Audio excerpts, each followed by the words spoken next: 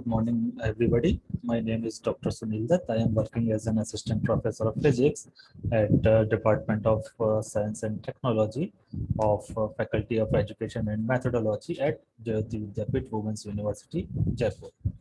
Uh, in this presentation, I will discuss about three different topics. The first one is double refraction, second one is Brewster's angle, and third one is Huygens wave theory. So we will go one by one and through all these topics. So first, I will start with double refraction.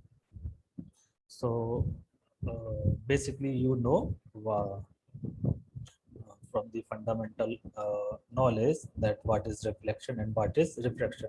So for the beginners, I repeat it again that when a light ray is incident on a medium, it travels at the same angle in the opposite direction from that point. Okay. So this angle, when if we consider that this is a surface and light rays coming from this way, so after hitting at this point, this will be go in this direction. So this part will be known as the reflected part. Uh, and when this surface is transparent, so some part of the light will pass through this medium, and it will go across this layer, and uh, if the another medium is denser, then this light ray will bend towards the normal. Okay. And this ray will be called as the refracted ray. So now we know that when any ray which is transmitted from a surface, and this transmitted ray is known as the refracted ray. Okay. So uh, for the process of double refraction, so this double refraction is also known as the birefringence, and this price we can say that this birefringence uh, is an optical property in which a single ray of unpolarized light entering an anisotropic medium is split into two rays. So now the question arises that what is anisotropic medium? So an anisotropic medium is a medium which is irregular in its properties. So you know that isotropic is a medium which have same properties in all the direction. If any medium which is not having same properties in all the direction, it will be known as the anisotropic medium. Okay, so this property of double refraction is observed for the anisotropic medium. So each traveling in a different direction. So I repeat it again that double refraction, also called as birefringence, is an optical property in which a single ray of unpolarized light entering an anisotropic medium is split into two rays, each traveling in a different direction. One ray of light, which is called the extraordinary ray, is bent or refracted at an angle as it travels through the medium. Whereas the other ray, also called as the ordinary ray, passes through the medium unchanged. It means there will be no change in the direction of the light.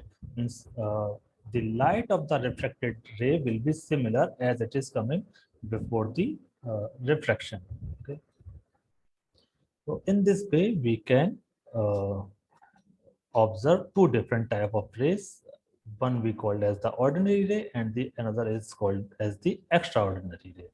So in the figure which is given in the notes, you can see that we have a crystal, and we have plotted uh, the optic axis, and if the light ray unpolarized light ray is falling normal to the optic axis of the crystal material, then it is getting divided into two parts. one part, uh, you can see the vibration is along the plane, means along the horizontal. And in the extraordinary ray, we have vibrations along the perpendicular part. Okay. So this figure shows that the phenomena of double refraction through a calcite crystal.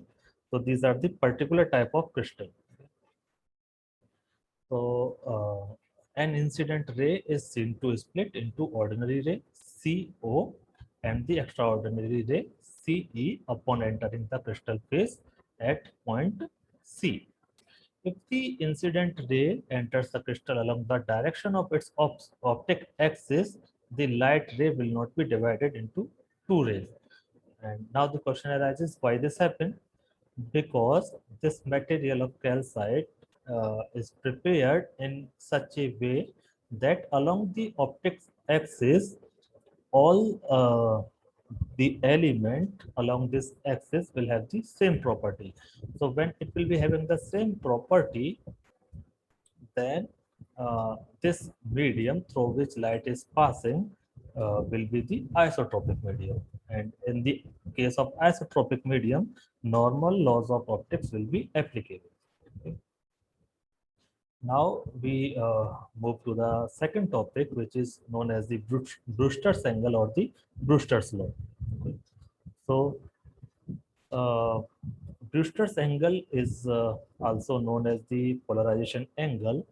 uh, we can define this as this is an angle of incidence at which light with a particular polarization is perfectly transmitted through a transparent dielectric surface. Okay, so perfectly transmitted means we will not observe any reflected ray. So this is the case of polarized light. So what happened in the case of unpolarized light? So when an unpolarized light is incident uh, at this angle, then the light that is reflected from the surface is therefore perfectly polarized. It is this angle is denoted by theta b, where b stands for Brewster's, and can be calculated as theta b is equal to tan inverse of n2 upon n1. Here, n1 is the refractive index of medium 1 and n2 is the refractive index of medium 2. So if you see in the notes, here I have shown the plot, and in the plot I have shown that the reflected ray is having uh, the polarized light, and the vibrations uh, of the reflected ray are in the plane of the paper, whereas the refracted ray will be partially or the slightly polarized. So from the figure you can see the most of the component are vibrating along the plane of the paper, and however some points are shown as if the light particles are vibrating in the plane of perpendicular to the plane of the paper. Okay. So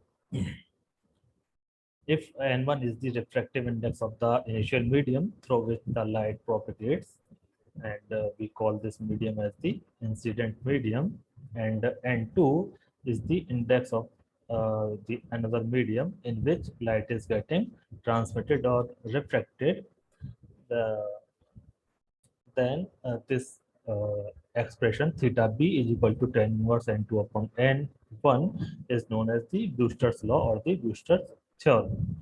So if we have condition from here that the value of theta 1 plus theta 2 will be equal to 90 degree.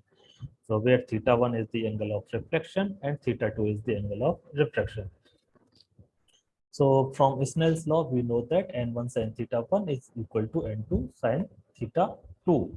So if we say that this light ray is incidenting at an angle which is equal to the Brewster's angle, then we can replace the value of theta 1 by theta p. So we can write again this expression as n1 sin theta b equal to n2 times sin theta 2, and from the Brewster's theorem, we know that the angle of reflection plus angle of refraction will be equal to 90 degrees. So from here, theta 2 will be equal to 90 degree minus theta b. Okay. So sine 90 minus theta b will be equal to cos theta b. So we will be having the expression n1 sin theta b equal to n2 cos theta b. So we rearrange the values. So from here we take cos theta b in the denominator on the left hand side and n1 from the left side to the denominator on the right hand side. So this expression will be given as tan theta b equal to n2 upon n1, or we can write theta b is equal to tan inverse n2 upon n1. So this is all about Brewster's angle. So after Brewster's angle, we move to the next topic, which is the Huygens wave theory. Okay. But before introducing Huygens wave theory, we should also know about the Newton's corpuscular theory. So because Newton's corpuscular theory was given prior to Huygens. So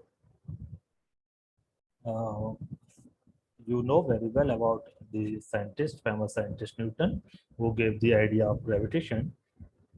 So he also did some work in the field of optics. So first he tried to explain the behavior of light. So Newton's suggested that every source of light emits large number of tiny particles, and he called these particles as the corpuscles. Okay.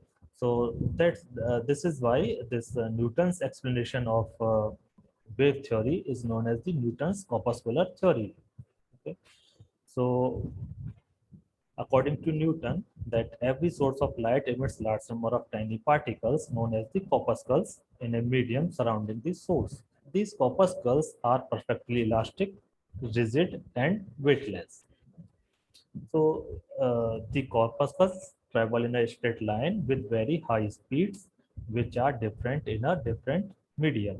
Okay. So if the particle is going in a different medium, it will be having different velocity. If it is going in another medium, so it will be having uh, different velocity. Okay.